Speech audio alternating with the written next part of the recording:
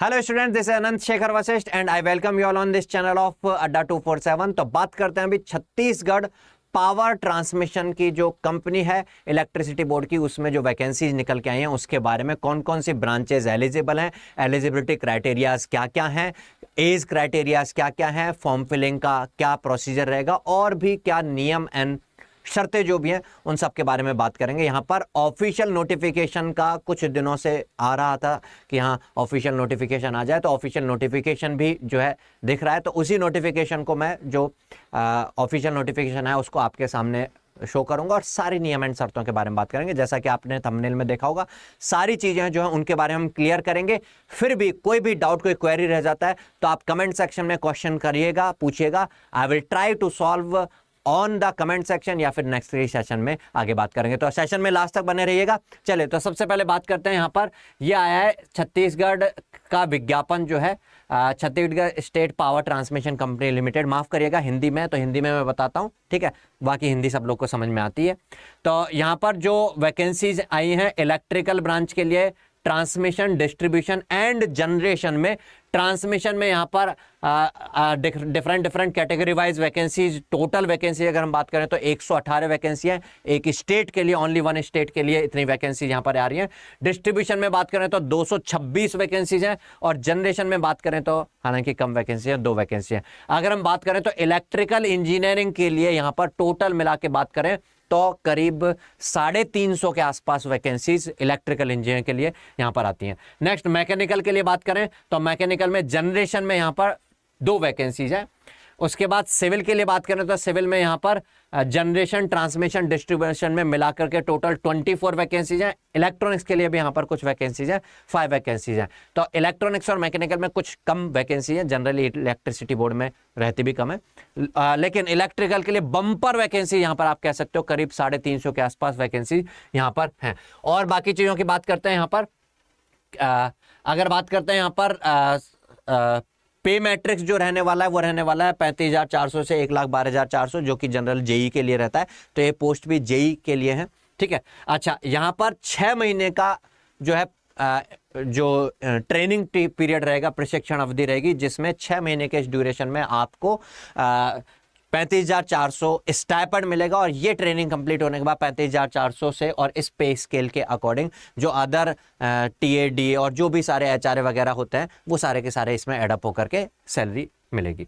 अच्छा, यहाँ पर अगर हम बात करते हैं अदर चीज़ों के बारे में तो एज क्राइटेरिया की बात करें यहाँ पर, तो एज क्राइटेरिया यहाँ पर है न्यूनतम आयु सीमा 18 वर्ष। और यहाँ पर बात करें तो मैक्सिमम आयु के लिए बहुत अच्छा खासा 40-45। अगर हम जनरल के लिए, अनारक्षित के लिए भी बात करें तो 40 वर्ष का है। तो यहाँ पर मुझे लगता है कि एज से रिलेटेड तो किसी को इश्यू नहीं होना चाहिए, ठीक है। यहाँ पर डेट भी सारी मेंशन है।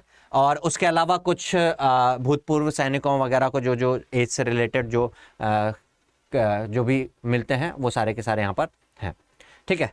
अच्छा, आगे की बात करते हैं अगर इसमें, तो न्यूनतम जो सेक्शन आता, मतलब न्यूनतम क्वालिफिकेशन जो है यहाँ पर होनी चाहिए, मिनिमम क्वालिफिकेशन, उसके बारे में मेंशन है। चाहे इलेक्ट्रिकल, मैकेनिकल, सिविल या इलेक्ट्रॉनिक्स की बात करें, इलेक्ट्रिकल के लिए इलेक्ट्रिकल या इलेक्ट्रिकल एंड इलेक्ट्रॉनिक्स या इलेक्ट्रिकल एंड इंस्ट्रूमेंटेशन में प्योर इलेक्ट्रिकल, ट्रिपल ई जिसको हम बोलते हैं, electrical and electronics, E triple E और ई एंड आई में आपका अगर 3 वर्षीय डिप्लोमा या समकक्ष है तो आप अलाउड हो। डिप्लोमा ध्यान से देखना। मैकेनिकल वालों के लिए अगर हम बात करें तो मैकेनिकल या प्रोडक्शन इंजीनियर में 3 साल का अगर आपका डिप्लोमा है। सिविल में भी वही बात करें, डिप्लोमा।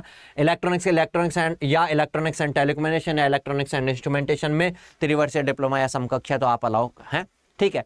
लेकिन यहाँ पर एक क्वेश्चन जो हर बार रेज होता है कि जेई वैकेंसीज के लिए कई जगह पर डिप्लोमा वाले हैं, तो क्या बीटेक वाले भी फिल कर सकते हैं क्या? तो यहाँ पर स्पेशली मेंशन है न्यूनतम मींस मिनिमम एलिजिबिलिटी क्राइटेरिया, अगर इससे ज़्यादा है तो आप फिल कर सकते हैं बिल्कुल। फिर भी कोई भी डाउट ना रहे तो नोटिफिकेशन में साफ साफ मेंशन क्या है, संबंधित ब्रांच में बैचलर इंजीनियरिंग या समकक्ष योग्यताधारी उम्मीदवार भी आवेदन करने हेतु पात्र होंगे। उस ब्रांच में बीई या उसके समकक्ष मींस बीई बीटेक भी अगर आपने किया हुआ है तो आप भी एलिजिबल होंगे।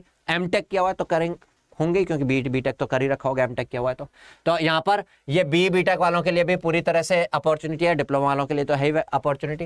नेक्स्ट अगर हम बात करते हैं आरक्षण से रिलेटेड यहाँ पर मेंशन है, जो जो डिफरेंट कैटेगरी वाइज जो भी आरक्षण होता है, महिला आरक्षण, दिव्यांगजन, भूतपूर्व सैनिक या अनुसूचित जाति जनजाति अन्य पिछड़ा वर्ग के आरक्षण से रिलेटेड, तो वो सारी चीज़ें यहाँ पर मेंशन है, आप लोग देख पा रहे होंगे। अगर हम बात करते हैं यहाँ पर चयन प्रक्रिया की किस तरह से होगा, तो यहाँ पर जो एग्जाम होगा वो 100 मार्क्स का जो है यहाँ पर एग्जाम होने वाला है। Point to be noted, 100 marks का एग्जाम रहने वाला है, जिसमें जो जनरल कैंडिडेट है, अनारक्षित और ओबीसी, उनके लिए 40% मिनिमम मार्क्स लाना होगा क्वालिफाई करने के लिए, और उसके अलावा अदर जो कैटेगरीज हैं उनके लिए 30% मिनिमम मार्क्स यहाँ पर लेके आने होंगे। अच्छा, उसके बाद जो परीक्षा में जो भी पास हो जाएंगे स्टूडेंट्स जो भी हैं, उनको कंपनी की आवश्यकता अनुसार अलग अलग जगह पर, छत्तीसगढ़ स्टेट के अंदर अलग अलग जगह पर आपको वहाँ पर प्लेस किया जाएगा इस एग्जाम में क्लियर होने के बाद। मतलब जैसा कि जनरली होता भी है, कोई इंटरव्यू नहीं होगा, ओनली रिटन एग्जामिनेशन यहाँ पर होने हैं। बाकी और जो है सेम नंबर हो जाते हैं, तो क्या किस तरह से वरीयता निर्धारित, मेरिट लिस्ट निर्धारित होगी, वो सारा सब कुछ यहाँ पर मेंशन है। आगे की बात करते हैं अगर हम यहाँ पे, तो यहाँ पर जो अगर आप ट्रेनिंग करने पहुंच जाते हैं और आपकी ट्रेनिंग चल रही है, तो उसके उस ड्यूरेशन में और उसके बाद में आपका यहाँ पर कॉन्ट्रैक्चुअल रहेगा, कॉन्ट्रैक्ट रहेगा। कितने ड्यूरेशन का कॉन्ट्रैक्ट रहेगा यहाँ पर?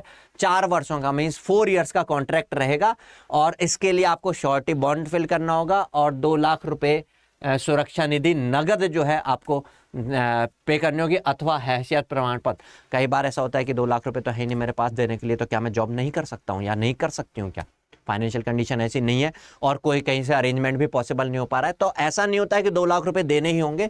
तो फिर उस केस में सॉल्वेंसी पे जो है ये आपको देना होता है कि हैसियत प्रमाण पत्र की हाँ मैं मेरी हैसियत है कि मैं दे सकता हूँ। अगर जरूरत पड़ेगी तो जरूरत कब पड़ेगी? अगर आप 4 साल पूरा होने से पहले खुद से छोड़ करके जा रहे हैं, 4 वर्ष की अनुबंध की अवधि के अनुसार संतोष, अगर आपका काम ठीक होता है, काम ठीक होता है मतलब आप जाके वहां पर बिल्कुल ही कुर्सी तोड़ते हैं, कुछ करते ही नहीं है, कर ले जो करना है, तो फिर तो भाई आपको बाहर निकाले। फिर भी सरकारी में फिर भी होता है कर ले जो करना है के बाद भी बहुत देर टाइम तक झेला जाता है, तो ऐसा तो कोई करेगा नहीं। ऑब्वियसली जॉब मिलती है बड़ी मुश्किल से, और वो भी सरकारी नौकरी बड़ी मुश्किल से, तो ऐसा कोई करेगा नहीं। फिर भी अगर कोई करता है तो आपको निकाला जा सकता है, और उसमें भी स्टेप्स होते हैं बहुत सारी, वो हो पाए ना हो पाए। उस अगर खुद से जो है इस बीच में कोई बंदा त्याग पत्र देता है, मतलब खुद से अगर रिजाइन करता है या फिर 4 साल का एक कॉन्ट्रैक्ट खत्म होने के बाद अगर वो अनुपयुक्त पाया जाता है कि ये लायक ही नहीं है, पता नहीं किस तरह से पहुंच गया यहाँ पर, तो उस केस में आपको बीच में निकाला जाता है। तो फिर उस केस में 4 साल से पहले अगर निकाला जाता है तो आपकी ये जब्त कर ली जाएगी 2 लाख रुपए की राशि। ठीक है, तो यहां पर एक जो डाउट रहता है कि इसका मतलब ये परमानेंट नहीं है क्या कॉन्ट्रैक्चुअल? भाई कोई भी गवर्नमेंट जॉब में ये शुरुआत का, इसको प्रोबेशन पीरियड बोलते हैं, सब में होता है, तो ये फुल्ली परमानेंट है। कॉन्ट्रैक्चुअल मत समझ लेना, अपने आप को इतना नालायक मत समझ लेना कि आपको बीच में ही धक्के मार के बाहर निकाल दिया जाएगा। बिल्कुल ही कोई नालायक होगा उसको धक्के मार के बाहर निकाला जाएगा, वो भी 1000 या समझो 10,000 में से कोई एक होता है ऐसा कि किसी के साथ ऐसा हो जाए, तो केवल उन लोग के लिए, उन लोग को डरने की जरूरत है, बाकी नॉर्मल पर्सन को डरने की कोई जरूरत नहीं है। बाकी अगर हम बात कर रहे हैं तो ऑनलाइन आवेदन कर सकते हैं यहाँ पर। उससे पहले आपको सुनिश्चित कर लेना है कि आप सम्मिलित होने के पात्रता है कि नहीं, मीन्स आपका मिनिमम क्वालिफिकेशन मीन्स डिप्लोमा है कि नहीं, या उससे हायर क्वालिफिकेशन मीन्स बीटेक बी है क्या नहीं, और दूसरा आप एज क्राइटेरिया को फुलफिल कर रहे हैं कि नहीं, एज क्राइटेरिया को फुलफिल कर रहे हैं कि नहीं। उसके अलावा एक जो यहाँ पर इंपॉर्टेंट चीज है, जो पॉइंट टू बी नोटेड है, वो ये है कि यहाँ पर अप्लाई करने से पहले ये चीज आपको देख लेनी है कि मूल निवासी प्रमाण पत्र आपका चाहिएगा छत्तीसगढ़ के लिए, मतलब you should be the domicile of Chhattisgarh only.